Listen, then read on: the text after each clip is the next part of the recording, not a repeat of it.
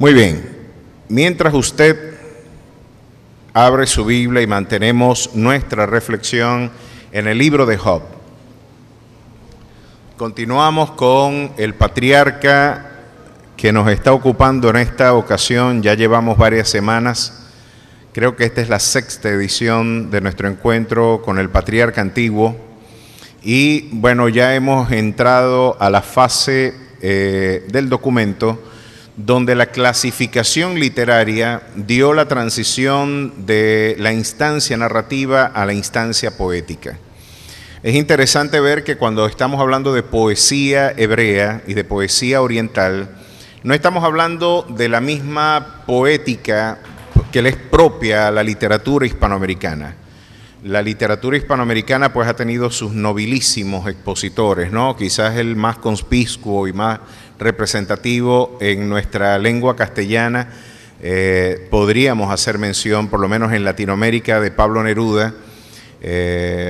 No podemos negar de alguna forma nuestros grandes baluartes de la poesía venezolana, Andrés Eloy Blanco, por ejemplo. Y cómo no recordar pues que mucha de la poesía que nosotros, o como nosotros la entendemos, porque la poesía ha transitado por diversas concepciones. Generalmente hemos interpretado la poesía como el estilo literario en donde la armonía, la sonoridad, la armonicidad y la sonoridad del idioma de alguna manera cobran expresión para darle expresión a algún estado del alma, ¿no? Sin embargo, para la poesía hebrea es muy distinta la perspectiva. La perspectiva en la poética hebrea no está enfatizada quizás en la melodía o en la sonoridad de las palabras, sino en la organización de las ideas. Y no se equivoca Charles Swindoll cuando de alguna manera nos afirma de que estamos algo ante lo que ellos llaman poesía, algo más parecido a lo que nosotros en Occidente llamamos filosofía. Entre otras cosas, porque ahora vamos a entrar en una serie de argumentos, en una serie de reflexiones, en donde estarán contrastando diversas perspectivas en torno a la idea del sufrimiento. Y por supuesto, ahí vamos a dejar caer un conjunto de ideas extraordinarias que de alguna manera nos van a servir de bastión para la interpretación de todo lo que Dios en su eternidad, en la eternidad de su amor ha reservado para nuestras vidas.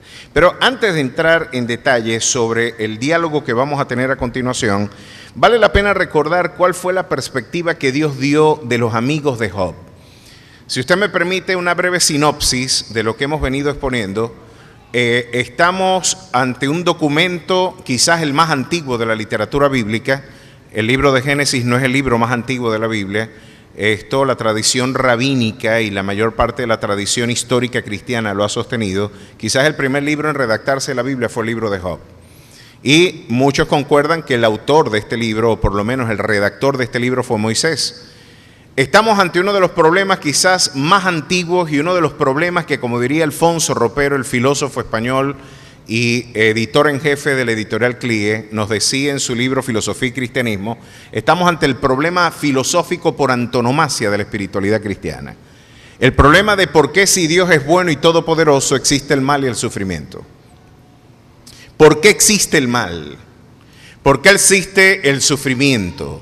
¿Cuál es la participación de Dios en la gestión, en la administración del dolor universal? ¿Hasta qué punto Dios tiene participación?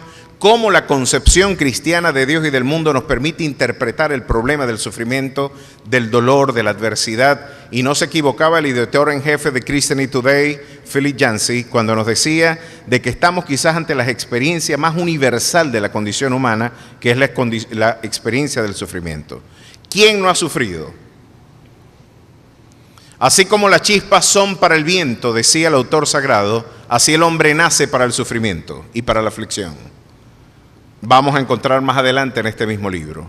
Parece de que el padecimiento y el sufrimiento toma muchísimas expresiones, tanto en el orden físico como en el orden emocional, como en el orden económico, como en el orden social, como en el orden afectivo. Podemos encontrar el sufrimiento en sus diversas versiones. Y desde una perspectiva psicológica, desde una perspectiva sociológica, desde una perspectiva teológica y filosófica, podemos ver que el sufrimiento tiene particularidades interesantes. Desde una perspectiva psicológica, por ejemplo, podemos ver de que el sufrimiento de alguna manera siempre está emparentada a la soledad. Es un elemento subjetivo el sufrimiento, y ¿quién puede traducir lo que está sufriendo? ¿Cómo yo puedo cuantificar, por ejemplo, el nivel de sufrimiento que yo tengo? ¿Cuáles son los criterios que me permitirían a mí medir el sufrimiento de alguien? Ya decía Søren Kierkegaard, citando al mismo Job, que en el capítulo 4 hará incluso mención y maldecirá el mismo día de su nacimiento. Søren Kierkegaard, el poeta danés, decía que si pudieran pesar todo su dolor, pesaría mucho más que toda la arena de la playa junta. La arena del mar junta, reunida, no pesaría tanto como el quebranto que yo vivo. Quizás por su desamor con Regina Olsen, su novia con la que nunca pudo casarse, y quizás ese fue el dolor emocional que acompañó el poeta danés al filósofo que engendró gran parte del planteamiento del existencialismo contemporáneo, al punto que don Miguel de Unamuno quiso aprender a hablar danés solamente para leer su obra. Lo cierto es que nos encontramos ante un problema psicológico, sociológico, porque cada comunidad tiene una interpretación de por qué la gente sufre. Aún la iglesia tiene una sociología del sufrimiento, y ya vamos a ver cuál es. Cuando vemos a alguien sufrir, la iglesia tendrá sus diversas interpretaciones de por qué alguien está padeciendo, y ya vamos a ver cómo ha sido una confusión muy lamentable cuando la iglesia ha confundido maldición con aflicción. Cuando identifica la idea de aflicción con la idea de maldición, la iglesia se convierte en los tres amigos de Job. Ya usted lo verá. Desde una perspectiva teológica, el sufrimiento es un misterio. Y se nos plantea la crisis en estos términos: el dolor, el mal, en su dimensión física, la aflicción. El mal moral, estuvimos viendo que tiene que ver con la transgresión que los espíritus a los que Dios les confirió autonomía moral, libertad espiritual, fue la transgresión que hicimos de la libertad que Dios nos confirió. Pues nosotros introducimos el mal, y en este caso el que lo introduce en realidad es Satanás, porque fue el que en primera instancia inició la primera rebelión que la historia sagrada nos revela, pero luego nosotros participamos de la misma transgresión al haber cometido un exceso con la libertad de elección que Dios nos confiere. Ahora, muchos autores llegan a una conclusión interesante. El mal moral es la consecuencia, o más bien el riesgo que Dios tuvo que tomar para crear un sujeto que le amara. Porque solamente ama el que es libre. Y para yo tener una entidad que pueda amarme, tengo que conferirle también la capacidad de ser libre. Es decir, en otras palabras, para yo crear una entidad o un ser que pueda amarme, tengo que crear un ser que tenga potencialmente la capacidad aún de odiarme. Y que pueda elegir amarme. Pero es un problema y es uno de los grandes escollos que el pensamiento cristiano y la cosmovisión cristiana tiene, porque miren cómo lo plantean los detractores de nuestra fe, entre ellos Epicurio, algunos siglos antes de la aparición de nuestro Señor en Grecia. Ya en la antigua Grecia había un pensador que planteó esto en estos términos. Él era ateo, por supuesto. Y este Epicurio, que era el fundador de la escuela a la que Pablo tiene que dar una respuesta en el Areópago de Atenas, en el capítulo 16 del libro de los Hechos, Epicurio lo planteaba así. Miren el auditorio de Pablo en el Areópago. Esto era lo que le preguntaban a Pablo. Dios no puede existir, porque si Dios es bueno, no es todopoderoso, porque no quita el sufrimiento. O es todopoderoso y no es bueno, porque pudiendo quitar el mal, no lo quita, porque quizás Él tiene el poder de quitar el dolor, pero no tiene la bondad de hacerlo. Por lo tanto, si Dios no tiene el poder de quitar el mal, por una parte, y quiere hacerlo, es impotente. Y si tiene el poder de quitarlo y no lo hace, no es bueno. Y ellos concluían, por lo tanto, si Dios no es todopoderoso o no es bueno, por lo tanto no puede ser Dios, y llegamos a la conclusión de que Dios no existe, porque si Dios existiera, el mal es quizás la peor refutación de su existencia. O Él es impotente o bueno, y bueno, o es todopoderoso y no es bueno, o las dos cosas, y por lo tanto Dios no existe. Este era el ateísmo precristiano. Estamos hablando de la experiencia de Epicurio, unos 3 siglos antes de Cristo. Y esto que se conoce como el dilema de Epicurio ha sido uno de los grandes escollos que la intelectualidad cristiana a través de los siglos, con Agustín de Hipona, con Duns Scoto, con Guillermo de Ockham, con Santo Tomás de Aquino, luego con Lutero, Calvino, Zwinglio y todo el pensamiento reformado, hemos tenido como uno de los grandes desafíos. ¿Cuál es la respuesta que para mi satisfacción intelectual y espiritual yo he conseguido? El asunto del problema del mal en su dimensión moral no es un problema que tenga su origen en Dios, sino en la administración que hizo la entidad a la que Él le delegó la función del gobierno terrenal. En este caso es un problema no de origen, sino de administración. Y fue el riesgo que Dios tomó al crear una entidad a la que le confirió la potencialidad de ser autónomo en sus elecciones morales. Fue el riesgo que Dios tomó, lo diría Mauricio Blondel, Dios se retira y con esta seductora expresión él dice, Dios de alguna manera, por alguna razón, se autolimitó cuando le confirió al hombre la libertad de poder no solamente amarle, sino también de poder rebelarse. Así que el mal, en última instancia, es la privación de Dios en el corazón del hombre. Más que una realidad positiva, es la privación de la naturaleza divina en el corazón del hombre. Eso solamente puede suceder, y ya creo que me estoy poniendo muy filosófico para su gusto, pero es uno de los grandes escollos que tenemos. Y aquí, en este libro, permítame decirles algo, estamos transitando por ese problema. Ahora tenemos un hombre bueno, tenemos un hombre íntegro, como lo dice el prólogo de su libro. Vimos que este es un libro que desafía gran parte de nuestras perspectivas institucionales, a nuestras perspectivas académicas, a nuestras perspectivas folclóricas, a la forma en la que nosotros pretendemos interpretar sociológicamente el sufrimiento. Porque generalmente pensamos, si alguien está sufriendo es porque hizo algo malo. Y el castigo divino, después de todo, es la consecuencia de tu conducta. Y si no pecaste tú, debe ser que pecaron tus padres, para que dé razón del sufrimiento que estás viviendo ahora. Y los evangélicos tenemos el equivalente a la pregunta de Juan 9, cuando al pasar Jesús vio a un ciego de nacimiento, dice la Escritura que los discípulos le preguntaron, ¿quién pecó, este o sus padres, para que haya nacido ciego? A lo que respondió Jesús, no es que pecó este, ni que pecaron sus padres, es para que las obras de Dios se manifiesten en su vida. ¿No ha leído usted eso en el capítulo 9 de Juan? Bueno, allí nos encontramos ante el desafío de gran parte de la interpretación del sufrimiento que tenemos nosotros. Las maldiciones generacionales como la interpretación del sufrimiento del justo.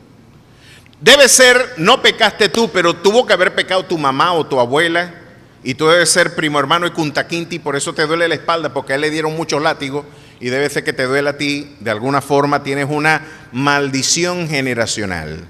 Y estamos empeñados en interpretar siempre el sufrimiento en términos punitivos. ¿Qué significa punitivos? Punitivos en términos de castigo. Dios te está castigando cuando estás sufriendo. Miren qué interesante tema. Pero por otra parte, nos encontramos ante un concepto de Dios que viene a desafiar gran parte de nuestro folclore. El Dios de este libro es un Dios soberano. Y ya vimos que no tiene pudor en decir, como diría el profeta Amós, se tocará la trompeta en la ciudad y no se alborotará el pueblo. ¿Verdad? ¿Habrá algún mal en la ciudad el cual Jehová no haya hecho? Amós 3:6. Lamentaciones 3, 37 y 38. ¿Quién será aquel que diga que sucedió algo que el Señor no mandó? De la boca del Altísimo no sale lo malo y lo bueno. Isaías 45, 7, para que se sepa desde donde nace el sol hasta donde se pone, que no hay más que yo Jehová, que creo la paz y formo la adversidad. Yo Jehová soy el que hago todo esto. Éxodo 4, 11, es interesante cuando Moisés reprochándole a Dios, yo no soy el hombre que tú buscas, Dios dice, ¿quién le dio la boca al hombre? ¿O quién le dio el oído? ¿Quién hizo al mudo, al ciego, al que ve y al que no ve? ¿No soy yo Jehová el que hago todo esto?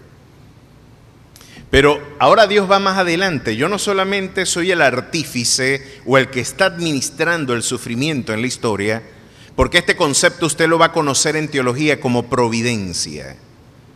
El Dios que creó el universo, pero que lo está administrando también. Y parte de la administración que Dios adelanta en la historia tiene que ver con lo que tú sufres y con lo que sufren las naciones. Permítame demostrar esto porque vamos a entrar en un tema candente y ahora vamos a ver cómo nuestras interpretaciones muchas veces, en lugar de traer consuelo, han traído dolor a los que sufren en nuestra fe. Jeremías capítulo 27, por ejemplo, nos encontramos ante un episodio trágico. ¿Ha leído usted el libro de Lamentaciones, verdad que sí? El libro de Lamentaciones es un conjunto de poemas luctuosos, de poemas funerarios, donde el pueblo, las mujeres fueron violadas, los jóvenes asesinados en el sitio que adelantó Nabucodonosor, que creo que duró un poco más de 2 años. Ustedes saben que estaba amurallada la ciudad de Jerusalén, algo que usted puede ver todavía, ¿verdad? En la Jerusalén vieja, cuando visita hoy a Jerusalén, usted podrá ver que quedaron algunos restos, ¿verdad?, de esa ciudad vieja, esa ciudad amurallada que en el año 70 de nuestra era, el emperador Tito devastó y destruyó el templo, dejando solamente el muro de los lamentos, donde hoy los rabinos ortodoxos y la comunidad hebrea es un lugar de peregrinación para ellos poner sus oraciones en ese lugar, como un testimonio de que allí hubo una promesa, y ahí la promesa de la reconstrucción de un templo, para la espiritualidad hebrea es una promesa y para la espiritualidad cristiana es una convicción escatológica. El Señor va a restaurar y va a posar sus pies en el monte de los olivos. Ahora, escuche bien esto interesante, ¿no? Por 2 años sitiada esa ciudad, sin agua, sin alimentos, las mujeres se comieron a sus niños. Las mujeres echaban suerte, hoy nos comemos al hijo tuyo, mañana al mío. Comían heces de paloma. Hay todavía el debate si heces de paloma era un eufemismo o más bien una expresión poco feliz para hablar de los granos podridos. Otros dicen que literalmente comieron heces de paloma. Imagínense eso, comiendo. Hay un registro bíblico muy lúgubre de lo que pasó allí. Ahora, cuando usted se pregunta, ¿quién permitió que eso pasara? ¿Y por qué Dios lo permitió? Bueno, entre otras cosas, porque este pueblo llegó a tal punto que le llegó a decir, mira, por demás es que tú nos hables de parte de Dios, porque no nos vamos a convertir. Y Dios le dijo a Ezequiel, te voy a poner una cara de piedra como de pedernal, porque a pesar, te voy a enviar a un pueblo duro y contumaz de corazón. No te escucharán, pero te envío para que no digan que no hubo profeta sobre su tierra. Y cual atalaya, tú advertirás al pueblo cuál será su quebranto. Si te escucha, de alguna manera tú habrás librado tu alma de la responsabilidad. Si tú hablas, pero si tú ves el mar y no hablas, la sangre de ellos será sobre ti. Ellos morirán por su iniquidad, pero yo cobraré la sangre de ti. Así que Dios levantó un hombre y le dijo, no se va a convertir nadie. Un evangelista sin ninguna clase catecúmeno. Te voy a mandar a que prediques y no va a pasar nadie al frente. Pero te envío no para ganar quizás, sino para que dejar un testimonio de que yo agoté los recursos con este pueblo. Yo hice hasta lo último. Incluso utilizó al profeta como una ilustración impresionante de cómo él iba a obrar con ese pueblo. Voy a quitarte a tu esposa, al deleite de tus ojos y no vas a derramar una sola gota una sola lágrima por ella, porque así yo quiero que el pueblo entienda que cuando este pueblo sea afligido, yo tampoco lloraré por él. Usted se imagina que Dios te diga, mira, te voy a quitar a tu esposa para que le expliques a la iglesia un principio que le quiero enseñar. Increíble. Y él la llamaba el deleite de sus ojos. Bueno, este pueblo, usted se preguntará, ¿quién levantó al que afligió a Jerusalén? Mire el nombre de este Dios. Capítulo 27 de Jeremías. Yo hice la tierra, el hombre y las bestias que están sobre la faz de la tierra, con mi gran poder y con mi brazo extendido, y la di a quien yo quise. ¿Quién dice esto? Jehová. Pero mira el candidato político que tenía Jehová para aquel entonces, el emperador de turno, Nabucodonosor, un hombre al que habrán abominado las generaciones de Israel y que habrán dicho es el rostro de la violencia nacional, de todos los quebrantos de nuestra nación, ese es el rostro del dolor de nuestra nación. Pero miren lo que dice Dios. Ahora yo he puesto todas estas tierras en manos de Nabucodonosor, rey de Babilonia, mi siervo, y aún las bestias del campo le he dado para que le sirvan. Hasta los animales se lo entregó. Miren hasta dónde llega la soberanía de Dios. Estos debates geopolíticos, que esta tierra es mía, que esta tierra es de Jehová, es la tierra y su plenitud, el mundo y los que en él habitan. Y más allá del derecho internacional, hay un Dios que soberanamente gobierna las naciones y que las vuelve como nada. Y miren qué sigue diciendo acá. Todas las naciones le servirán. Miren, pero me interesa enfatizar esto. Ahora yo he puesto todas estas tierras en manos de Nabucodonosor, rey de Babilonia, mi siervo, y aún las bestias del campo le he dado para que le sirvan. Y todas las naciones le servirán a él y a su hijo y al hijo de su hijo, hasta que venga también el tiempo de su misma tierra y la reduzcan a servidumbre muchas naciones y grandes reyes. Aquí el Señor está anticipando la ocupación persa, ¿verdad? Y de alguna manera ya estaba hablando de la transición geopolítica que luego de 3 generaciones tendría el mundo caldeo. Imagínense lo exacto del gobierno de Dios, y dijo, hasta que ahora yo venga a traer juicio sobre el que utilicé como instrumento de juicio para Israel. Y a la nación el reino que no le sirviera a Nabucodonosor, rey de Babilonia, y que no pusiere su cuello debajo del yugo del rey de Babilonia, castigaré a tal nación con espada y con hambre y con pestilencia, dice Jehová, hasta que la acabe yo por su mano. Está diciendo, y el que no se sujete a este caudillo totalitario, se las va a ver conmigo.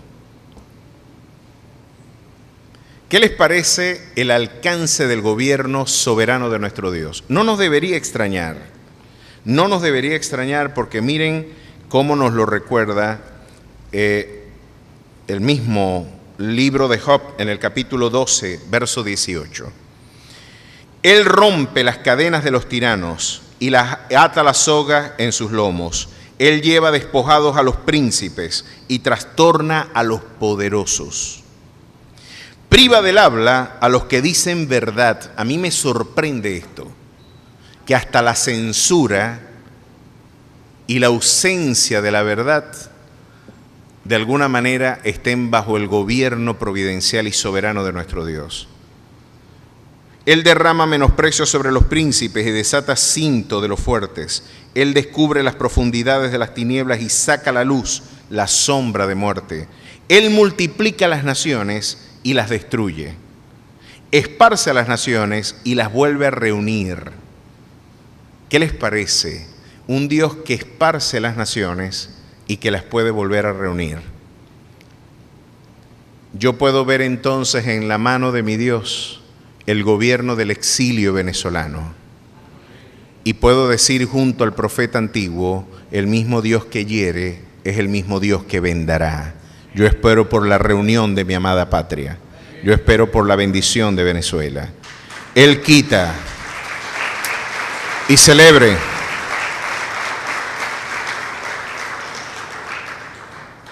esparce a las naciones y las vuelve a reunir. Él quita el entendimiento a los jefes del pueblo de la tierra y los hace vagar como por un yermo sin camino, van a tientas como en tinieblas y sin luz, y los hace errar como borrachos. Me resulta fascinante el alcance de la soberanía de Dios. Ahora, ¿por qué me trae consuelo? Compartía yo con un hermano el día de ayer. ¿Por qué a mí me trae consuelo saber que Dios es soberano? A mí me trae mucho consuelo saber que el mismo Dios que administra mi dolor, mi muerte y mis lágrimas es el mismo Dios que me ama. Y si el que me ama es el que administra mi sufrimiento, porque hay un detalle en el libro de los Salmos que usted quizás ha pasado por alto en las lecturas. Cuando Él dice que ha contado nuestras lágrimas en una redoma, era una práctica muy común, y esto no sé hasta qué punto Alfred Adlersheim y algunos historiadores y antropólogos culturales podrían contrastarlo. Pero se dice que muchos guardaban hasta las lágrimas que se emanaban por razón de un difunto, como una memoria del quebranto, ¿verdad?, por la pérdida de un ser querido. Quizás esa imagen cultural Dios la tomó y dijo: yo tengo contada cada una de tus lágrimas. Yo las tengo en una redoma contadas. ¿Puede usted pensar que Dios sabe el número de las lágrimas que usted tiene? No solamente el número de los cabellos, Él sabe exactamente. Y ese Dios prometió algo y es la respuesta concluyente a nuestro dolor. ¿Sabe que la expresión sinergia, tan cara para el pensamiento gerencial, es una expresión usada por Pablo en Romanos 8:28? Cuando él dice de que todas las cosas contribuyen para el bien, está diciendo que de manera sinérgica el universo entero Dios lo está orquestando para la consecución de objetivos sublimes y espirituales. Así que usted está condenado a vencer si el Dios soberano está administrando sus lágrimas en este momento. Él es el Rey de Reyes y Señor de Señores. Él es el que dice: no temas, yo estoy contigo. Nunca te dejaré y siempre te sustentaré con la diestra de mi justicia. Miren qué interesantes conceptos nos tiene Job. Pero ustedes escucharon de la paciencia de Job, ¿verdad que sí? Pues ahora vamos a ver la impaciencia de Job.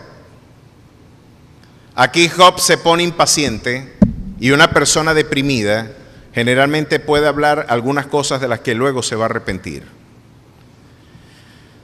Hay que tener mucha paciencia con el que sufre. Hay que tener más que paciencia, empatía y compasión. Porque el que sufre, como luego dirá Job, está fuera de sí. Y más allá de buscar razones, está buscando la compañía. Ahora viene un conflicto institucional, porque ahora los amigos de Job vienen a decir cómo interpretamos lo que le está pasando a este hombre. Tenemos 7 días callados, viendo la tragedia de que perdió a 10 hijos, viendo la tragedia, nuestros peores temores se cumplieron en él. Perdió todos sus hijos, perdió todos sus bienes, y vimos la semana pasada que Satanás le pudo haber quitado la esposa, ¿sí o no? De hecho, Dios le dio permiso a que le quitara todo, pero déjamela ahí. Va a hacer más daño viva. Está como el chiste de la suegra, que la esposa le dice al marido: boté a fulanito de la casa, le dije que no viniera más para acá, y con lágrimas lo botó. Y dice la mamá: no, chica, vos te equivocaste, vos querías castigarlo a él, decirle que yo voy para tu casa, que me voy a mudar para tu casa, ahí sí lo hubiéramos afligido. De idea que yo voy para allá, ahí sí hubiera pasado trabajo ese hombre. Bueno, Satanás dijo: déjala ahí, que esta me va a hacer mejor bien, porque va a ser un aguijón en la conciencia de su marido. Y ahora Job, además de las aflicciones ya de la pérdida de una familia, de todo su patrimonio, del estatus, pierde la salud. Y hay muchas interpretaciones: se ennegreció su piel, habían gusanos en su piel. Imagínese usted el estatus del dolor de este hombre. Dormía y tenía pesadillas, se encontraba febril, estaba delirante, escupía en su rostro, lo denigraban, las personas que ayudó después se burlaban de él. El resentimiento social lo dejaron caer sobre este hombre que en otrora fue un hombre benigno, extraordinario. Pues miren toda la cartografía espiritual cómo cambió. Lo cierto es que ahora la mujer le dice como alternativa: ¿para qué tú sigues e insistes en tu devoción? ¿Para qué tú insistes en mantenerte piadoso ante el Señor? Maldice a Dios y muérete. Era una práctica muy común del paganismo contemporánea a la era patriarcal, que si los dioses no daban los favores que ellos esperaban, había que impugnarles y había que rechazarles. Era una práctica muy común del paganismo, ¿no? Donde si después de todo la magia homeopática, ¿qué nos diferencia a nosotros como espiritualidad cristiana del resto de las espiritualidades? Y yo les he reiterado muchas veces, la espiritualidad pagana es litúrgica.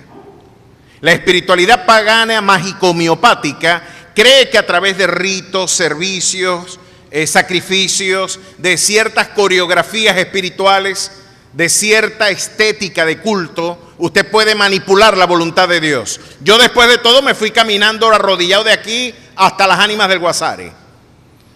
Y ellas tienen que hacer lo que yo les diga, porque pagué un precio y la parte del contrato que la divinidad tiene que cumplir, tiene que hacerla. Pues los evangélicos tenemos algunas ideas parecidas con esta noción.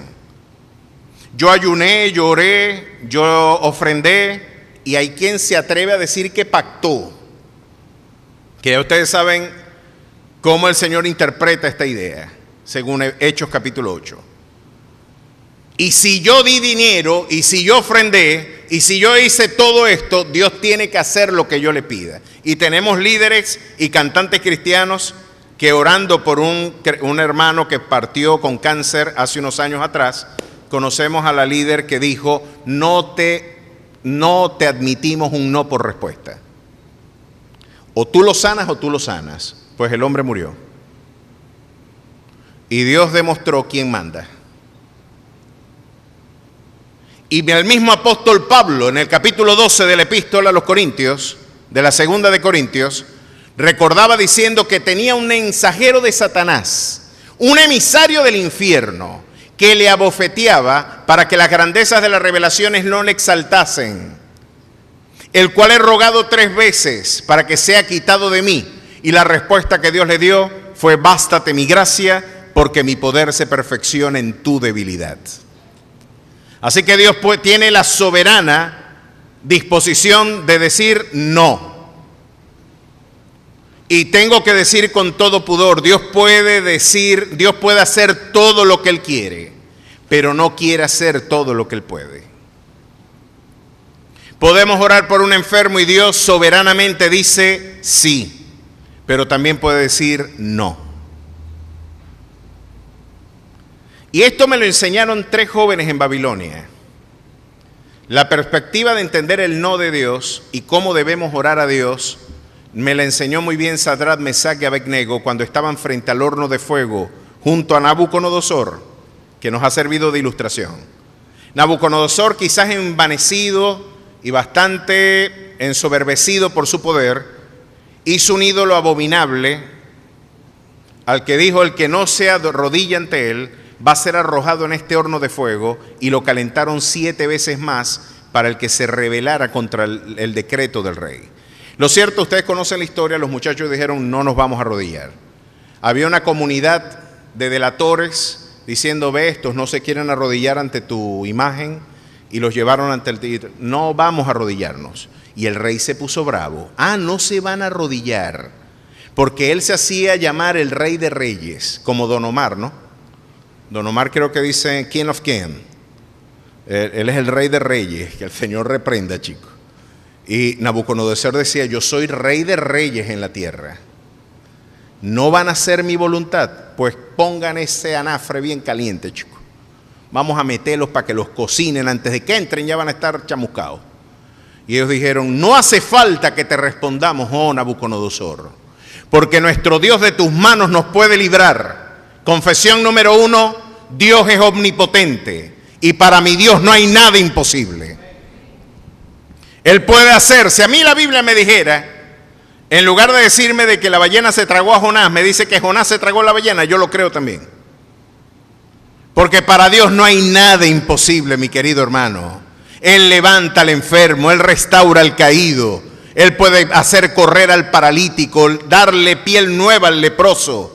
Él es el Dios que abre mares rojos y caminos donde tú piensas que no lo hay. Esa es la confesión número 1. Y de tus manos nos librará. Porque cuando yo oro a Dios, el clamor del creyente es el ruego de que Dios le asista en su necesidad. Cuando usted ve que Jesús enseñó a orar a los discípulos, les dijo, enséñanos a orar, y les dijo, líbranos de todo mal. Yo le pido a Dios que me quite lo que me aflige. Yo no le voy a decir a Dios, déjame este dolor de muela que está buenísimo. Qué buen dolor de muela, Señor. Déjame el calembe carro ese que está extraordinariamente malo. Déjamelo así. No, chico, yo cuando estoy pasando, desmachucame, Señor, ayúdame. Ayúdame, asísteme. Pero miren lo que agregaron estos 3 jóvenes. Nuestro Dios puede librarnos de tu mano y de tus manos nos librará. Y si no nos libra, yo me imagino que los confesores positivos dijeron, ahí está, ya le faltó la fe. Confesaron que no. Confesaron que no. No lo confiese, no lo decrete, hermano. Con esta absurda concepción de la confesión, lo que el mundo evangélico de hoy necesita, como diría Paul Washer, es que necesitamos evangelizar nuevamente a los evangélicos. No hay una confesión de incredulidad en los labios de Sadrach, Mesach y Abednego. Hay una confesión de la soberanía de nuestro Dios. Si por algún motivo de su amor que yo desconozco, Él permita que yo sea arrojado al horno de fuego, yo quiero dar un testimonio público hoy de que sea en vida o sea en muerte, Cristo será glorificado en nuestras vidas. No va a ser porque Él haga conmigo lo que a mí mejor me parezca. No. Que Él haga lo que su soberana voluntad dispone para mí. Y esa es la oración madura del creyente. Si es tu voluntad, cumple este propósito. Porque si no es tu voluntad, yo tampoco lo quiero. Me resulta sospechoso que alguien quiera que la voluntad de Dios no se cumpla. Tenga cuidado con esta idea. Ya transitando por algunos de estos conceptos, que son los ejes transversales de la exposición de Job, miren lo que ahora nos encontramos en el libro. Job se impacienta y miren lo que dice en el capítulo 3, verso 20. ¿Por qué se da luz al trabajado y vida al de ánimo amargado? Que esperan la muerte y ella no llega, aunque la buscan más que tesoros, que se alegran sobremanera y se gozan cuando hallan el sepulcro. ¿Por qué se da vida al hombre que no sabe por dónde ha de ir? Qué extraordinaria pregunta. ¿Sabe cómo yo lo pondría? Mis queridos hermanos, quiero que usted vea lo compleja de esta pregunta, porque tiene un estatus filosófico. Se la voy a poner en vocabulario contemporáneo. ¿Por qué Dios permite que nazcan los que se van a ir para el infierno? ¿No le parece a usted una buena pregunta? Dios lo sabe todo. Digan amén, o amén a mí mismo, pues. Lo que pasa es que la lógica es dura. La lógica nos hace llegar a conclusiones que no nos gustan. Pero la pregunta de Job es muy incómoda y sin duda alguna traduce un misterio. Pero es una muy buena pregunta. ¿Sabe que una de las cosas que el teólogo tiene que tener, mi querido hermano, es la humildad de reconocer hasta dónde llegan los límites y las posibilidades de nuestra comprensión del carácter divino? El teólogo tiene que saber que hay aspectos de la naturaleza divina que están más allá de nuestro aparato crítico, de nuestra concepción y de nuestros recursos aún académicos. Esto yo no lo puedo responder. Lo único que puedo decir es que Dios es soberano y es una prerrogativa que Él se reserva en su eternidad. Pero ¿por qué Dios le da vida al que no se va a salvar? ¿No sería mejor morir como un abortivo? Y estas preguntas inquietaron a los 3 amigos de Job, que ya tenían una semana guardando silencio, y dijeron: no, chico, a este tipo hay que darle con la cotiza mojada. ¿Hasta cuándo? Ahora Dios es el malo. Ahora Dios es el malo.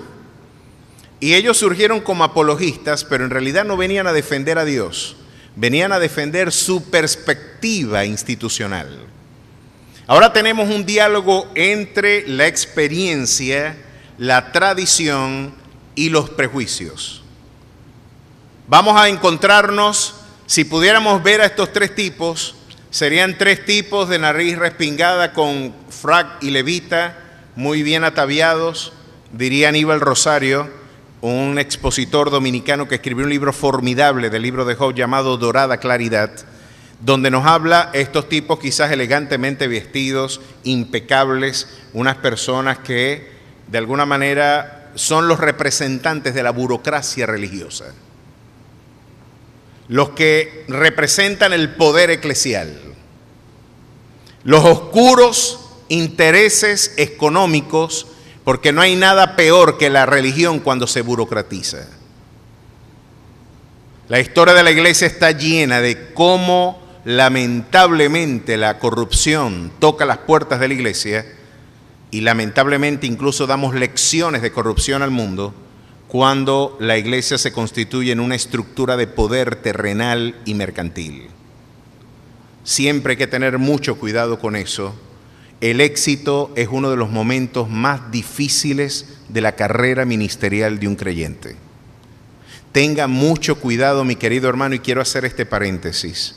Nunca es más peligrosa nuestra vida espiritual que cuando nos va bien. Porque el pecado por antonomasia es la soberbia. La soberbia transforma ángeles en demonios. Fue lo que hizo con Satanás. Pero es interesante ver que después que Job dice estas cosas, oye, está lesionando todo el episteme del poder que le es propia al discurso religioso. Ya va. Job, a ti te pasó esto por algo, vamos, ya va, hasta aquí llegó mi compasión, te estás metiendo con mi doctrina. Estás preguntando cosas que nos incomodan y que están más allá incluso de nuestra comprensión, pero tenemos que respetar nuestra institucionalidad. ¿Por qué se da vida al hombre que no sabe dónde ha de ir y a quien Dios ha encerrado? Pues antes que mi pan viene mi suspiro y mis gemidos corren como aguas, porque el temor que me espantaba me ha venido y me ha acontecido lo que yo temía. No he tenido paz, no me aseguré ni tuve reposado, no obstante me vino turbación. Este cántico de Job se parece mucho al de Jeremías, ¿se acuerdan? Jeremías capítulo 20, por ejemplo, acompáñenme un momentito para que usted vea a varios hombres de Dios llorar. Jeremías en el capítulo 20, y a mí me encanta que esto esté en la Biblia, porque está más allá de nuestros prefabricadas e histriónicas maneras de orar y de acercarnos a Dios. Aquí tenemos un hombre que con autenticidad está demostrándole a Dios: mi alma está desgarrada, mi alma fallece delante de ti.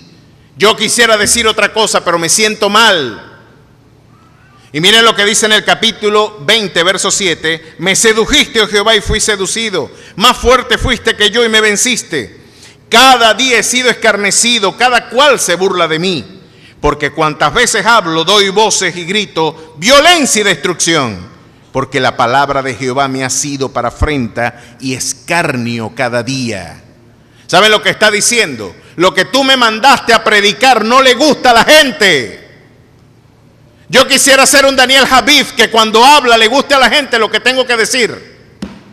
Quizás tuviera mayores privilegios sociales, políticos, económicos. Pero el mensaje que me diste es poco atractivo. El mensaje que me diste es violencia y destrucción. Y el pueblo me ve con desprecio. Lo que me dijiste que dijera ha sido una carga gravosa para mi vida. Y ahora miren la carta de renuncia de un pastor. Y dije, verso 9, no me acordaré más de él. ¿Quién es él? Dios. ¿Puede usted imaginarse un pastor que diga un domingo, bueno, mis hermanos, hasta aquí llego yo? Les pido perdón por lo malo, por lo bueno, la gloria es de Dios. Yo levanto campamento porque no aguanto esta pela. Y no me hablen más del evangelio, ni me hablen más del Dios al que ustedes sirven. Yo me voy de aquí. Aquí está. Antes de que usted ore por mí y por Jeremías, porque esto lo dijo un hombre de Dios. Me encanta que esto esté en la Biblia. Me encanta que sin histrionismos y sin falsas piedades, un hombre de Dios habla a su alma, Dios así. Y pueda decir, así me siento, así de mal me siento. Estoy deprimido, estoy en una depresión donde yo creo que es el equivalente, aquí me puede ayudar Yarixa o algún otro psicólogo. Yo creo que aquí estamos ante el vocabulario de un suicida. Porque miren lo que dice más adelante. No me acordaré más de él ni hablaré más en su nombre. No obstante, había en mi corazón como un fuego ardiente metido en mis huesos. Traté de sufrirlo y no pude. Es decir, yo no puedo negar la labor del Espíritu de Dios en mi vida. Y hay como una llama en mis huesos que impide que yo le dé espalda a Dios. ¿A quién tengo yo en los cielos sino a ti? Y fuera de ti yo nada deseo en la tierra. A su nombre sea la gloria. Miren hasta dónde la gracia de nuestro Dios nos sostiene. Quise separarme de Dios, pero no pude. Quise olvidarme de Él y no pude. Miren lo que dice acá. Verso 14. Maldito el día en que nací. El día en que mi madre me dio a luz no sea bendito. Maldito el hombre que dio nuevas a mi padre diciendo, hijo varón te ha nacido, haciéndole alegrar así mucho. Y sea tal hombre como las ciudades que asoló Jehová y no se arrepintió. Oiga gritos de mañana y voces a mediodía. ¿Por qué no me mató en el vientre? Y mi madre me hubiera sido mi sepulcro y su vientre embarazado para siempre. ¿Para qué salí del vientre? Para ver trabajo y dolor y que mis días se gastasen en afrenta. ¿Qué les parece a ustedes lo que está diciendo Jeremías? Es lo que está diciendo Job, y ahora la burocracia religiosa toma la palabra y va a decir, mira, vamos a corregir y poner en disciplina a este hombre. Ya se pasó. Antes de que usted como cristiano se podrá poner a decir, pero pastor, los amigos de Job tienen razón, como que se le pasó la mano a Job y a Jeremías ni se diga. Quiero expoliarle el libro de Job para que usted sepa lo que Dios piensa de lo que van a decir sus amigos. Capítulo 42 de Job. Miren lo que en el final del libro, cómo Dios interpretó el proceder de estos tres hombres. Elifaz, Bildad y Zofar. Dios se dirige a Elifaz. La mayor parte de la tradición afirma de que quizás por ser el más anciano, era el que tenía mayor respeto y honra socialmente. Quizás Elifaz era el mayor y por eso hablaba de primero. En un ciclo de 3 diálogos, cada uno de los 3 habló. En el último no habló Zofar, pero lo cierto es que cada uno de los 3 habló 3 veces. Zofar solamente 2. Zofar era el más hiriente, era el más lacerante. Elifaz, del que nos está mencionando la Biblia en el primer diálogo, es quizás el más elegante a la hora de exponer su diferencia con Job. Pero con todo y eso, miren lo que Dios le dice en el capítulo 42, verso 7. Aconteció que después que habló Jehová estas palabras a Job, Jehová dijo a Elifaz temanita, mi ira se encendió contra ti y tus 2 compañeros, porque no habéis hablado de mí lo recto como mi siervo Job. Cuando yo escucho a Jonás González y en enlace decir que el libro de Job no saben ellos qué hacen la Biblia y decir disparates monumentales, claro, este libro es muy incómodo a alguien que está vendiendo el evangelio. A un mercader de la fe, el libro de Job hay que sacarlo de la Biblia. Porque Job fue un hombre que llevaba ofrendas a Jehová. Fue un hombre piadoso. Fue un hombre íntegro, perfecto y recto, temeroso de Dios y apartado del mal. Y lo dicen los labios de Jehová. No lo dice el aparato de propaganda de Job. Lo dicen los labios del juez de toda la tierra. y con todo y su integridad, miren lo que está viviendo. Los teólogos de la prosperidad dicen que la mejor parte del libro de Job la escribieron los 3 amigos de Job. Miren si están bien bíblicamente esta gente. Y acabamos de leer que Dios le dijo al líder, al caudillo del grupito de 3, chico, mi ira se encendió contra ustedes porque ustedes no hablaron lo correcto de mí. Es un libro difícil de leer, porque muchas de las cosas que ellos van a decir son verdad, pero otras no son verdad. Entonces usted va a ver que Pablo citó en Corintios capítulo 3, las palabras del mismo Elifaz que Dios regañó, son las que Pablo utiliza en 1 Corintios capítulo 3 para hablar de la sabiduría del hombre y cómo Dios entontece los argumentos de los hombres en su condición natural. Eso es verdad lo que dijo Elifaz, pero lo que luego es peligroso es cómo la mentira y la verdad se entremezclan. Nunca usted va a ver un predicador que les va a decir, un apóstata, un falso maestro, no siempre le va a decir todo lo que dice falso. Los falsos maestros colan la verdad con la mentira. Y es responsabilidad de la iglesia, por eso, discernir, examinarlo todo y retener lo bueno. Es nuestra labor en todo ejercicio de nuestro diálogo cultural y misionero. Pero ahora tenemos a Job planteando una queja y levantan la mano los muchachos y dicen, bueno, ya hasta aquí te vamos a acompañar, Job. Elifaz temanita levantó la mano y dijo, ahora te voy a explicar lo que te está pasando. Miren lo que le dijo. Si probáramos a hablarte, te será molesto, pero ¿quién puede detener las palabras? Es decir, me muerdo la lengua por hablar ahora por ti.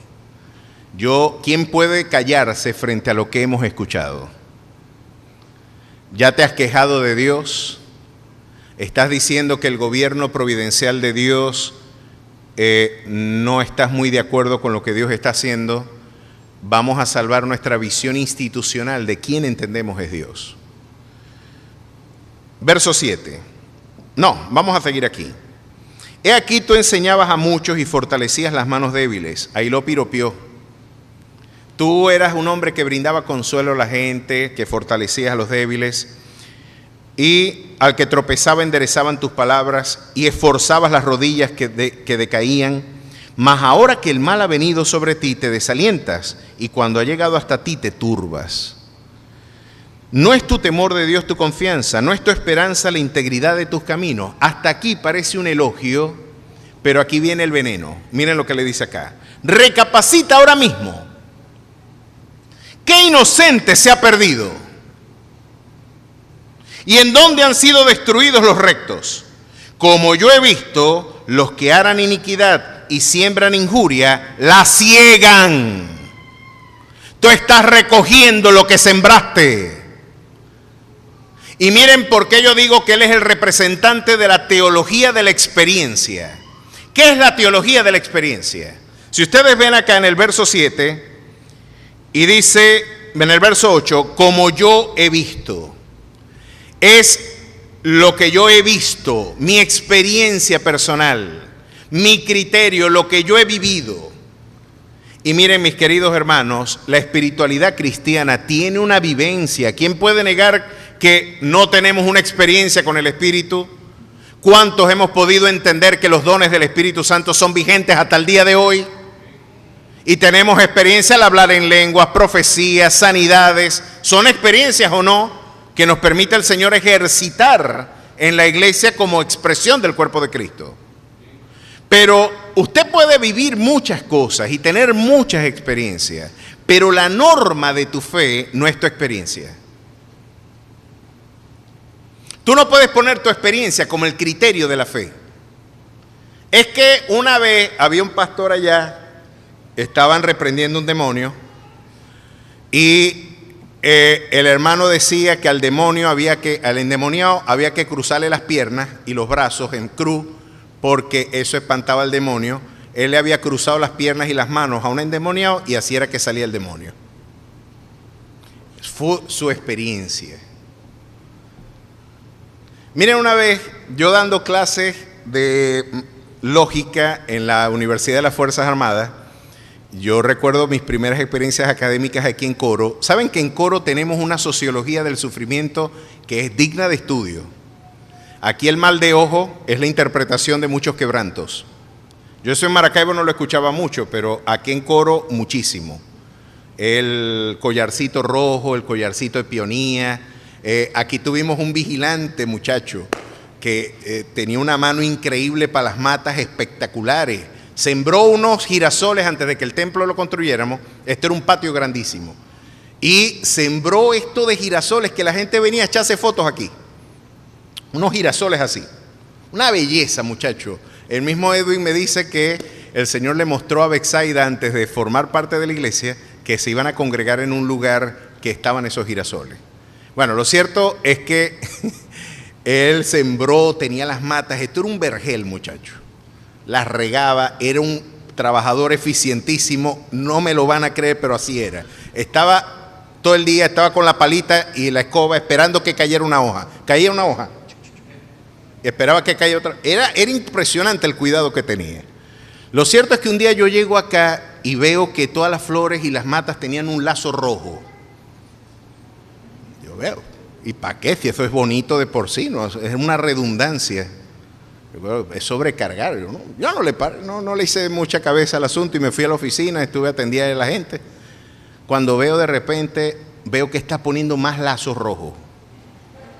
Y yo le, hermano, ¿y usted qué está haciendo ahí? Y él me dice, no, Joslito. Ya todos saben quién es. No, Joslito, es que la mirada de todo el mundo no es igual. Hay una gente que mira y nos puede echar una lavativa. Y yo, ¿cómo es la cosa? Sí, Joslito, el mal de ojo. Yo, ¿cómo? Ah, no, muchacho, empecé yo a espencar todos los relojes. ¿Qué lazo rojo ni que nada, chico? Y los evangélicos tenemos nuestros equivalentes, ¿no?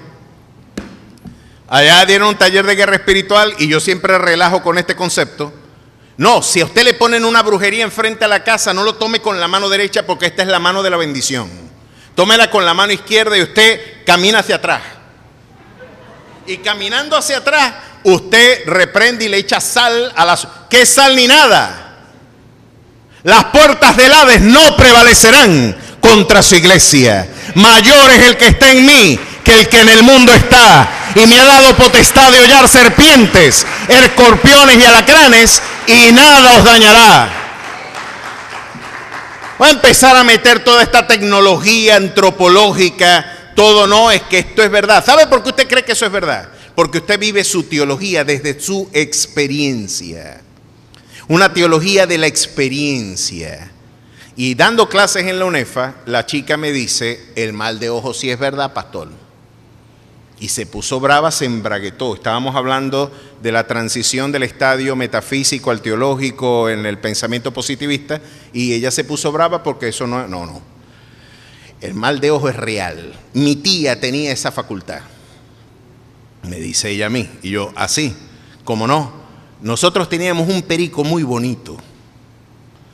Y ese perico hablaba, cantaba, y un día mi tía se lo quedó mirando fijo y al otro día el perico se murió. Un tío mío estaba en cama y mi tía lo miró y al otro día mi tío se murió. Y yo le dije, no vas a traer esa barbaraza para acá, muchacho. No la vas a traer para acá. Pero entonces yo, después de que hice el chiste y relajé con ella, yo le dije que yo no niego que el perico no se murió. Yo no niego que tu tío se murió. Lo que yo niego es la interpretación que tú le das al evento. A de no ser que sea muy fea y el perico se murió de impacto emocional. Pero yo no creo que dependa. Miren cómo lo dice la Escritura, ni siquiera una avecilla del campo cae a tierra sin su Padre Celestial. Así que ese perico cayó a tierra porque de Jehová es la tierra y su plenitud, el mundo y los que en él habitan. ¿Estoy negando yo el poder que Satanás tiene para molestar a la gente? No. Pero le estoy quitando la soberanía que nuestro folclore le ha atribuido. Porque el libro de Job me enseña que ni Satanás pudo tocar los animales de Job si Dios no daba previamente la anuencia y la soberana disposición de hacerlo. Así que en última instancia, quien tiene las llaves del Hades, de la vida y de la muerte, es el Rey de Reyes y Señor de Señores, a quien sea la gloria por los siglos de los siglos, al Señor de su iglesia. Claro que esto desbarata gran parte de nuestra perspectiva folclórica, pero lo que sucede es que ahora Elifaz, desde su experiencia, como yo he visto, los que harán iniquidad y siembran injuria, la ciegan. Él quiere juzgar a Job desde su experiencia, desde la teología de su experiencia. Mis queridos hermanos, podemos tener muchas experiencias en la fe, pero la norma de nuestra fe no es tu experiencia. El autor sagrado nos recuerda en el libro del profeta Isaías a la ley y al testimonio. Si no es como dice ella, es porque no les ha amanecido. Quien no se conforma a las palabras de este libro y a las doctrinas saludables consagradas en la fe, el apóstol Pablo escribía a Timoteo, está envanecido, no sabe nada y delira acerca de cuestiones que no ha visto ni entiende. Lámpara es a mis pies tu palabra y lumbrera a mi camino. Luego el apóstol Pablo le dice a los corintios, no penséis más allá de lo que está escrito. Y en términos normativos, en términos preceptivos, en términos de cosmovisión, de interpretación de los eventos, yo no puedo negar que algunos eventos han acontecido, pero todos esos eventos, una cosa es lo que sucede y otra cosa es lo que yo interpreto de lo que sucede. Lo que Elifaz no podía discriminar es que él en su ingenuidad doctrinal pensaba que su interpretación era un dogma que traducía objetivamente las realidades. Él creía que no habían prejuicios, una carga biográfica, un conjunto de presupuestos teológicos, una concepción previa del mundo, no estaba desfigurando su interpretación de los eventos. El tema es que tú tienes una perspectiva deuteronómica y punitiva del sufrimiento, Elifaz. El tema es que lo único que tú puedes pensar es que él tuvo que haber pecado para que le hayan matado a sus muchachos. Y se lo dijo. Miren lo que dice más. Vamos a ver lo lacerante que fue. Este fue el más benigno de sus amigos. Ya ustedes van a ver cuando lleguemos a Zofar, es el más cáustico, el más rancio de los tres. Pero Elifaz es el más elegante. Miren lo que le dice acá. Como yo he visto, los que harán iniquidad y siembran injuria la ciegan. Perecen por el aliento de Dios y por el soplo de su ira son consumidos. Los rugidos del león y los bramidos del rugiente y los dientes de los leoncillos son quebrantados. El león viejo perece por falta de presa y los hijos de la leona se dispersan. Saben que muchos comentaristas afirman que aquí está hablando en términos metafóricos de su familia. Tus hijos se murieron por inicuos. Y aquí, miren qué consuelo, ¿no? ¿Se da cuenta cuánto usted puede hacer daño con una lengua? No bastó perder a los hijos, no bastó perder su salud y sus propiedades, su estatus, su reconocimiento y su fama social. No bastó eso. Ahora tengo una mujer que me invita a maldecir a Dios y que me muera, y que dice que el aliento mío le es ajeno, le es molesta mi presencia. No es de extrañar porque hasta gusanos tienen mis miembros. Me he ennegrecido, y esto lo llamaban, algunos comentaristas dicen que tiene que ver con una suerte de lepra negra, para diferenciarla de la lepra blanca. Mucho se ha debatido sobre cuál era la patología, pero mi mujer, mi salud, mis hijos, todo lo he perdido. Y ahora me van a agregar la carga de la aflicción de la culpa. Ahora el aparato neurótico de culpa en el que se ha convertido la religión institucional viene por mí. Ese aparato represivo de culpas neuróticas que cargan al hombre con cargas que Dios no le puso y dan libertades que Dios no ha dado. Yo no quiero las cargas que Dios no me da, porque son onerosas, pero tampoco quiero las libertades que Dios no me ha dado, porque me esclavizan. Saben que yo antes de vivir acá en Coro, por ahí por el año 2003, 2004, creo que ya nos habíamos casado, no me acuerdo. Sí, yo creo que ya estábamos recién casaditos. Fernandito se nos enferma de dengue. Era un bebé cuando para ese entonces mi sobrihijo, como le digo yo, porque ese no es mi sobrino, ese es mi sobrihijo, se nos enferma y le da dengue y Evita lo tiene que hospitalizar en el hospital, lo mandan, lo recluyen. Y estábamos un poco aprensivos porque estaba el tema del dengue hemorrágico, la cuestión, y bastante preocupados. Yo me acuerdo que creo que fui a buscar unos medicamentos, iba volviendo al hospital cuando de repente escuché unos gritos escalofriantes en el pasillo donde él estaba. Cuando yo escucho los gritos de muerte, ustedes saben cómo grita una persona cuando sabe que alguien murió. Yo entré en pánico y corrí las escaleras, no me acuerdo a qué velocidad, llegué allá y cuando veo a un hombre, a su mujer, a dos campesinos tirados en el suelo llorando. Cuando yo veo, empiezo y ese hombre no había consuelo, había muerto su hija que sufría de parálisis. Era una niña que estaba con parálisis y había muerto en ese mismo instante, tenía 9 años, la niña. Yo entonces dije, bueno, tengo que hacer lo que como yo no era pastor para ese momento, era anciano de la iglesia de la Cruz en Maracaibo, estaba de visita en la ciudad. Y recuerdo que le digo yo, bueno, traté de darle palabra y como buen evangélico empecé a recitar versículos bíblicos, ¿no? Estimadas a los ojos de Jehová la muerte de sus santos, perece el justo y no hay quien considere en ello que de delante de la aflicción ha sido quitado el justo. Para mí el vivir es Cristo, el morir es ganancia. Estimadas a los ojos de Jehová la muerte de sus santos y vengo a ayudarle. Y el hombre con lágrimas en sus ojos levantó el rostro y no olvidaré esa mirada y me dijo, yo soy cristiano. Es mi segunda hija que muere en 15 días. Mi hija murió por la tristeza de haber perdido a su otra hermanita que también era paralítica. La tristeza de la muerte de su hermana se llevó a mi hija ahora. Y en la iglesia estoy en disciplina porque los pastores dicen que yo tuve que haber cometido un pecado muy grave para que Dios permitiera esto.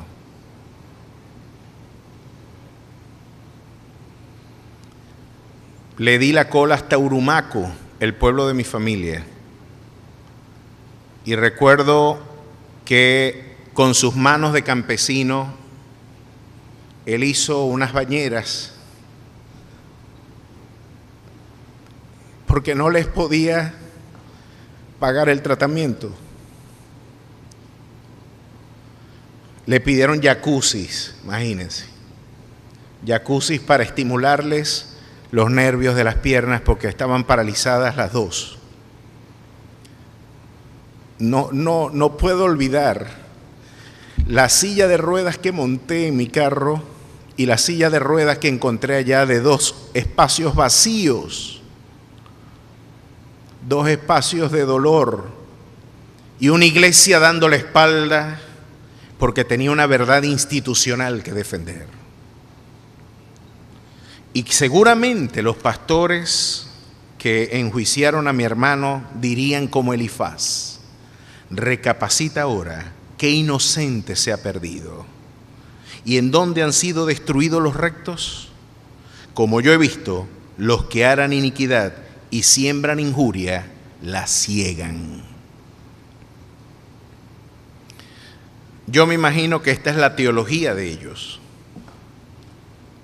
¿Se da cuenta cómo en lugar de ser un instrumento terapéutico podemos ser un instrumento de dolor? Un instrumento de dolor cuando somos consoladores molestos, cuando no tenemos una palabra auténticamente de parte de Dios, porque esa palabra traerá paz y consuelo. ¿Cómo podemos hacer daño, mis queridos hermanos, con nuestras interpretaciones? Saben que cuando yo en el año 98 sufrí mi proceso depresivo que duró 2 años de profunda ansiedad y de terrible depresión, lo que se le ocurría a todos los pastores decirme es que tú tienes una maldición generacional en tu vida. No pecaste tú, pecó tu padre o tu abuelo. Entonces yo miraba para atrás y decía, muchacho, aquellos gozaron y yo pago. Entonces, ya va. Ellos hicieron, como dice la Escritura, se comieron las uvas agrias y le dio la dentera al hijo. Yo no lo veía justo. ¿Por qué me van a cobrar una factura de algo que yo no me comí? Ahora, si yo me lo comí, me lo cobran a mí. Y usted se podrá inquietar porque habrá escuchado innumerables veces esta doctrina de la retribución generacional. Y usted podrá ver, esta es una de las formas en las que nosotros interpretamos el sufrimiento. Y al igual que Elifaz, recuerdo que cuando yo expuse esto en la congregación y le dije, mira, tú no tienes idea, porque además de la depresión, le dieron un estatus punitivo a mi dolor. Recuerdo cuando un pastor me dijo, es que maldición sin causa no existe. Eso lo dice el libro de Proverbios. Amén. Claro que maldición sin causa no existe. El problema tuyo es que tú crees que aflicción y maldición son lo mismo. El problema es que tú crees que cuando un creyente es afligido, la única forma de entenderlo es a través de la maldición, de que Dios está reposando un juicio sobre tu vida. Pero no se te ocurre pensar que no pecaron ni sus padres, sino para que la gloria de Dios se manifieste en su vida. No se te ocurre pensar que esta puede ser otra alternativa. Y vamos a poner en diálogo ahora al apóstol Pablo en el capítulo 8 de Romanos, para que usted vea cómo exactamente esto es lo que está diciendo Pablo. Si ustedes ven en 2 de Corintios, antes de ir al libro de Romanos, miren todo lo que pasó Pablo en Corintios. Ustedes pueden ver en el capítulo 11, verso 24, verso 23, Pablo va a dar un resumen de todo lo que él sufrió. Son ministros de Cristo, como si estuviera loco hablo. Yo más, en trabajos más abundantes, en azotes sin número, en cárceles más, en peligros de muerte muchas veces. De los judíos 5 veces he recibido 40 azotes menos 1. 3 veces he sido azotado con vara, 1 vez apedreado, 3 veces he padecido naufragio, 1 noche y un día he estado como náufrago en alta mar. No se parecen a los apóstoles de hoy. No puedo olvidarme aquel episodio.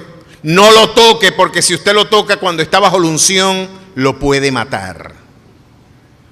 A lo que Moisés Román le dijo, vaya, al Señor Jesucristo uno lo toca y lo sana, y uno toca uno de estos calembes y lo matan. Tienen más voltios que Jesús. Pues los auténticos apóstoles padecieron naufragios. No tenían complejos de Ricky Martin. No pedían hoteles 5 estrellas. Sino que con gusto gastaban aún lo propio por causa del Evangelio. Y decían, ya no vivo yo, sino que vive Cristo en mí. Este hombre podía decir, en caminos muchas veces, en peligros de ríos, peligros de ladrones, peligros de mi nación, peligros de los gentiles, peligros en la ciudad, peligros en el desierto, peligros en el mar, peligros entre falsos hermanos, en trabajo y fatiga, en muchos desvelos, en hambre y sed, en muchos ayunos, en frío y en desnudez. Y además de otras cosas, sobre mí se agolpa cada día la preocupación por todas las iglesias. Qué diferente evangelio al que vivimos hoy. Pero es que mi experiencia dice que el siervo de Dios tiene que tener dinero. Pero es que mi experiencia y el sentido común indica de que se debe de parar de sufrir cuando usted tiene fe. Y si Dios está contigo, nada malo te puede acontecer. Deja de pensar en Dios desde tu experiencia y empieza a pensar en Dios desde lo que Él reveló. Dios viene de Dios y tú no puedes entender a Dios a de no ser que te bautices en su palabra. Pablo está diciendo cosas aquí interesantes. Si es por problemas de dolor y de aflicción, yo debo ser el peor de los pecadores entonces. Porque alguien podría decir, oye, Dios está con él, todo le va a salir bien. Se montaba en un barco y se hundía. Imagínense que diga, vámonos a un viaje misionero para Aruba. Uno de mis primos me dice, muchacho, vos navegás entre Aruba y Curazao y te sentís en la pesca, esta pesca mortal que sale en Discovery, se le ve la hélice al barco, cuando de los marullos, muchachos, se empina que se le ve la hélice al barco de lo que tenés que ver, olas que pueden tapar el barco perfectamente. Imagínense que se le hunda el barco a usted allí. Y usted dice, nos envió Jehová para Aruba, y se hunde el barco. Y usted pasa un día y medio flotando en una tabla, y cuando llega nadando a Aruba, lo pica una culebra. ¿Qué dice la gente? ¿Qué dice la gente promedio? Oye, no es de Dios que viniera para acá. Así no dicen los evangélicos, no era de Dios. No era de Dios que yo viniera para acá. Se lo voy a poner en otro ejemplo. Dios nos dice que va a levantar a un primer ministro de en medio de nuestros jóvenes. Y Dios dice, lo voy a enviar para allá. ¿Cómo lo voy a enviar? Lo van a secuestrar. Lo secuestraron, lo enviamos, oramos por él. Dijimos, el Señor te bendiga, te guarde, haga resplandecer su rostro sobre ti. Jehová traiga paz y abra caminos de bendición en tu vida. Amén. Lo declaro, lo confieso y lo decreto. Y lo mandamos. ¿Qué pasó? Lo secuestraron. Y después lo vendieron.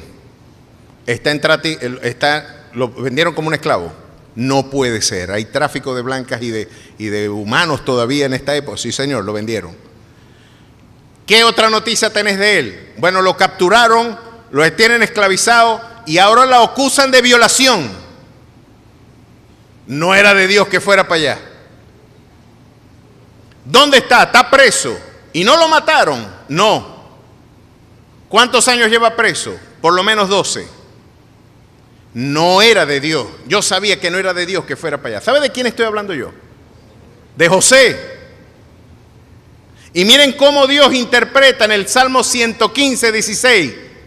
Jehová envió un hombre delante de ellos, a José. ¿Quién lo envió? Pero miren la forma en la que lo envió. Cuando Dios te quiere bendecir, querido hermano, cruza los brazos como lo hizo Jacob con Efraín y Manasés. Es complejo, no lo entendemos. Va a poner la mano derecha sobre el menor y va a poner la izquierda sobre el mayor y lo vamos a querer corregir. No, así no, papá. Pon la mano derecha en el mayor y el menor. No, yo soy soberano y cuando quiero bendecirte, cruzo los brazos. Allí yo te enseño dependencia. Allí yo te enseño a estrujar tu autosuficiencia. Ahí te enseño yo que no será con ejército ni con fuerza, sino con mi Santo Espíritu que tú vencerás. Allí yo te voy a enseñar que yo soy el Rey de Reyes y Señor de Señores. ¿A quién le va a caber la menor duda de que a un proscrito de la ley, a un inmigrante que no tiene nada que en su haber, ahora que el faraón lo llame padre, esa es una prerrogativa mía? Porque yo soy el Dios que abre puertas que nadie puede cerrar y cerraré puertas de aflicción que nadie puede abrir. Yo soy el alfa y yo soy el omega. Yo soy el principio y yo soy el fin. Yo soy el que era, el que es y el que ha de venir. Yo soy el Dios todopoderoso. A su nombre sea la gloria.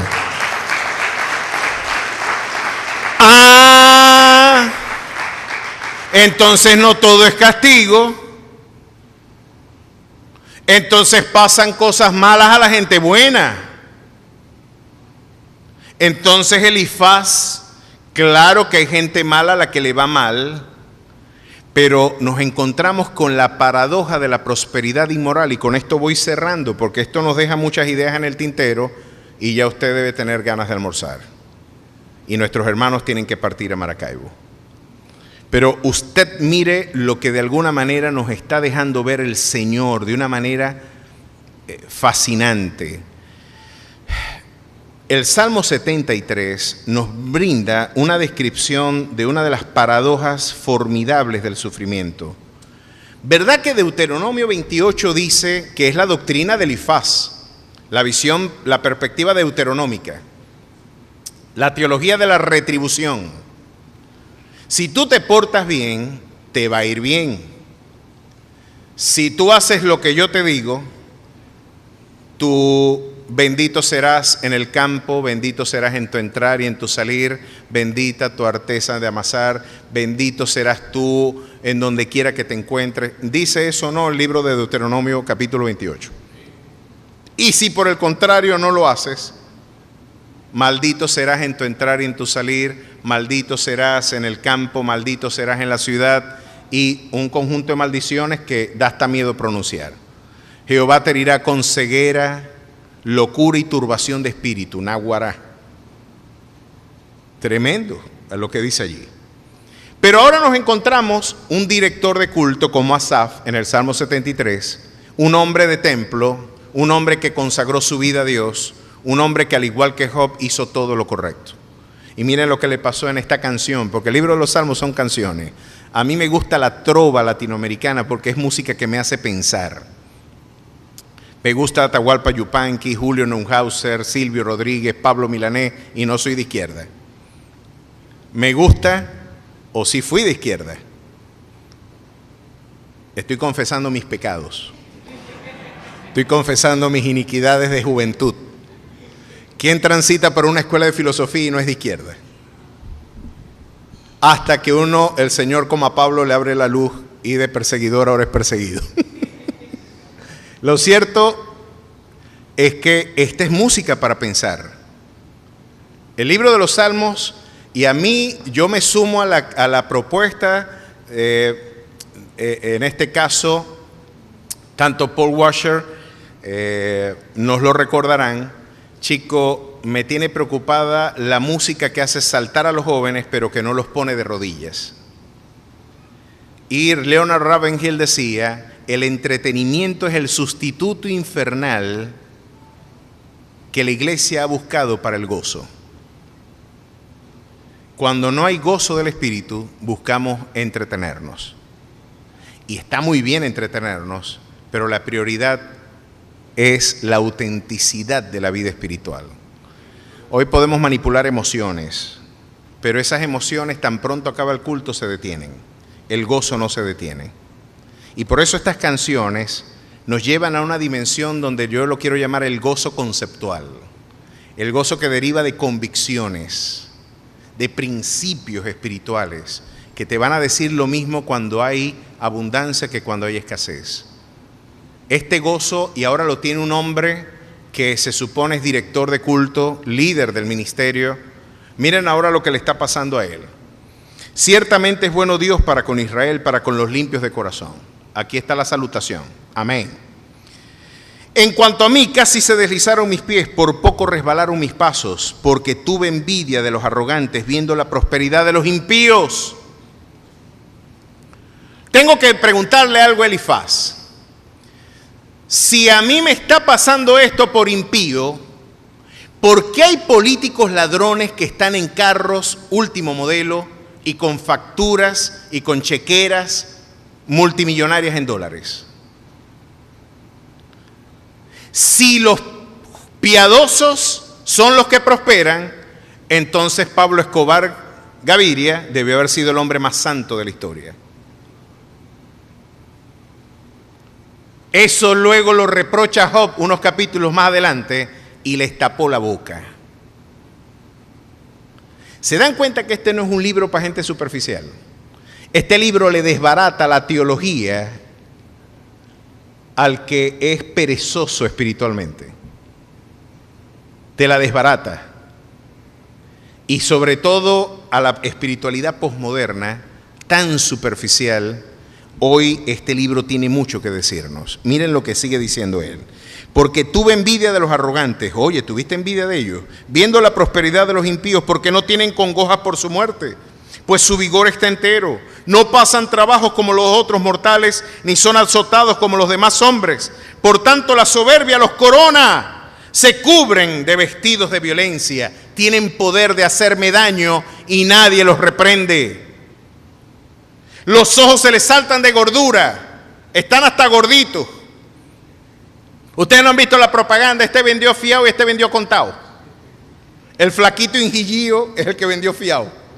Y el que estaba lucia la barriga con el botón así como el flux mío, que se está jugando usted la vida, los que están aquí en el frente. Ese estaba vendiendo, este vendió al contado.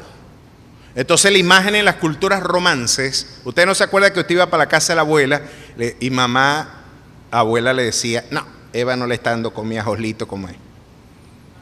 Él tiene que estar lucio y rosado. Esa es la concepción de bien alimentado que tenían las abuelitas. Y esta es la concepción que reprocha Asaf. Está lucio y rosado. Y es un sinvergüenza de 7 suelas. Y yo que estoy viviendo una vida de piedad, no tengo en la nevera, la única carne que ves cuando meto la mano. La única carne que hay ahí es cuando yo meto la mano en la nevera. Puede usted imaginarse la amargura que hay, pero esto está desafiando mi concepción de la fe. Se supone que a él le debería ir mal y a mí bien. Se supone que el que debería estar prosperado y bendecido soy yo, no él. Y miren lo que sigue cantando, porque esto es una canción. Ojalá le pusiéramos música. Se queda Silvio Rodríguez y Pablo Milanés, muchacho, en pañales. Logran con crece los antojos del corazón. Lo que ellos quieren lo logran. Se mofan y hablan con maldad de hacer violencia, hablan con altanería, ponen su boca contra el cielo y su lengua pasea la tierra. Son bocones, son jactanciosos y les va bien. Son corruptos y nadie los reprende. Es más, muchos de ellos son la autoridad. Y dicen como el soberbio adagio latinoamericano, sobre mi caballo yo y sobre yo mi sombrero. Nadie está por encima de mí. Y sigue resintiendo Asaf. Por eso Dios hará volver a su pueblo aquí y aguas en abundancia serán extraídas para ellos. Y dicen, ¿cómo sabe Dios? Y hay conocimiento en el Altísimo. He aquí estos impíos, sin ser turbados del mundo, alcanzaron riquezas. Verdaderamente en vano he limpiado mi corazón y lavado mis manos en inocencia. Aquí está el lamento. ¿Y saben lo que está diciendo Asaf? ¿Saben lo que está diciendo el ministro de adoración? ¿Saben lo que está diciendo este adorador? Yo he guardado una vida en piedad y no he visto el fruto de mi esfuerzo. Es estéril servir a Dios. Me encanta que esto esté en la Biblia, porque yo estoy seguro que más de ustedes habrá encontrado el agotamiento espiritual del que Martin Lloyd-Jones en su formidable libro La depresión espiritual nos habla, cansados de hacer el bien. Quizás llegó el punto donde tú te cansaste de hacer lo bueno, pero hay palabra de esperanza para nosotros. No nos cansemos pues de hacer el bien, porque a su tiempo segaremos si no desmayamos. No te detengas, amada iglesia. No te detengas, hermano, a pesar de lo que tu teología de la experiencia te revela. Hasta aquí Asaf está igualito que Elifaz. Una teología de la experiencia. Chico, la experiencia indica que el impío le va mejor que al justo. ¿Sabe por qué algunos evangélicos dicen, los negocios son negocios y la fe es la fe? Porque algunos sinvergüenzas dicen, si yo me pongo ético en mi negocio, quiebro. Hermano, nunca vaya por un negocio donde Dios no está señoreando, ¿yo? Y si hay un cristiano así, porque Dios no nos prohíbe que no nos juntemos con los impíos. Lo que prohíbe es que nos juntemos con alguien que, haciéndose llamar cristiano, sea adúltero, fornicario, ladrón, avaro. Con ese ni aun comáis, dice la Escritura. Y si usted tiene un creyente que dice, chico, Dios está metido en la iglesia, pero no puede entrar en mi negocio, huya de ese negocio. Porque no quiere hacer las cosas a la manera de Dios, las quiere hacer a su manera. Y hasta aquí podemos ver que la experiencia es el criterio de Asaf y de Elifaz. ¿Qué sucede cuando Dios revela? Cuando Dios descorre el velo. Y ahora ya te voy a hablar a tu necedad y con esto vamos cerrando ya. Miren lo que dice. Verdaderamente en vano he lavado mis manos, limpiado mi corazón y lavado mis manos en inocencia, pues he sido azotado todo el día y castigado todas las mañanas. Si dijere yo, hablaré como ellos, he aquí a la generación de tus hijos engañaría. Cuando pensé para saber esto, fue duro trabajo para mí, hasta que entrando en el santuario de Dios, comprendí el fin de ellos. Con esto nos está diciendo ahora Dios entrando en su presencia, porque podemos estar en la iglesia y lejos del Señor. Podemos estar cerca de la cruz y lejos del crucificado. Podemos estar sirviendo en la obra del Señor y lejos del Señor de la obra. Y este hombre, lo que Dios le impulsó para resolver su crisis fue llevarlo a la intimidad. Y miren lo que Dios le mostró en la intimidad. Más allá de la experiencia está la revelación de su palabra. Y dice así: como sueño del que despierta, sí Señor, cuando despertares menospreciarás su apariencia. Ciertamente los has puesto en deslizaderos, en asolamiento los harás caer. Como han sido asolados de repente, perecieron, se consumieron de terrores. Como sueño del que despierta, así Señor, cuando despertares menospreciarás su apariencia. Se llenó de amargura mi alma y en mi corazón sentía punzadas. Tan torpe era yo que no entendía, era como una bestia delante de ti. Con todo, yo siempre estuve contigo. Me tomaste de la mano derecha, me has guiado según tu consejo. ¿A quién tengo yo en los cielos sino a ti? Y fuera de ti, nada deseo en la tierra.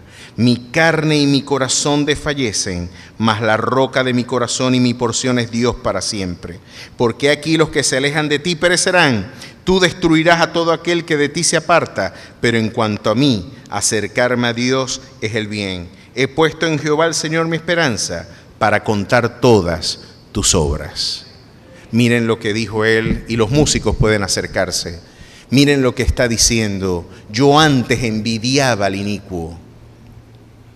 Me preocupaba porque era un problema teológico para mí ver la prosperidad del corrupto. Parecía que Dios era indiferente en su justicia. Afligir al justo y prosperar al inicuo. Pero permítame decirle lo que usted entiende cuando más allá de su experiencia, usted transita por la revelación de su palabra. El peor infierno que un cristiano va a vivir es lo que en este momento está viviendo mientras peregrina en la tierra. Pero el mejor cielo que el inicuo va a vivir es lo que en este momento está viviendo en la tierra. ¿Puede ver usted la diferencia? Lo peor que usted vivirá eternamente es lo que ha vivido aquí.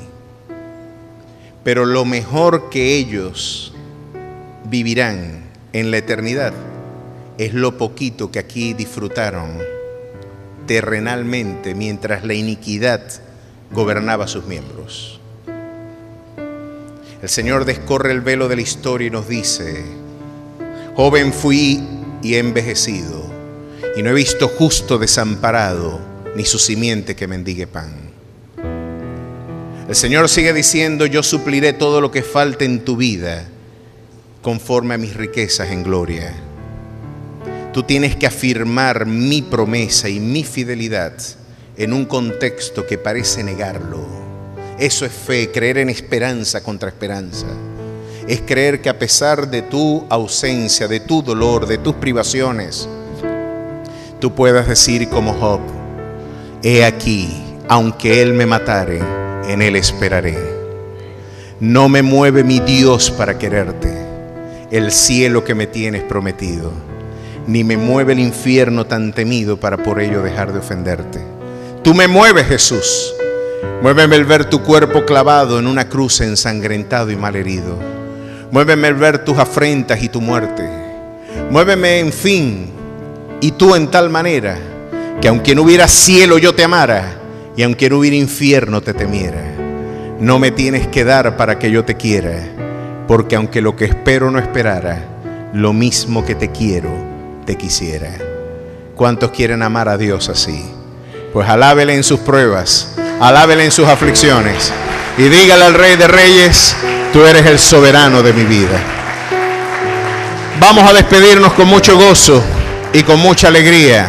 ¿Cuántos dan gloria a su nombre? Póngase de pie y brinde el mejor de sus aplausos al Rey de Gloria en este precioso momento.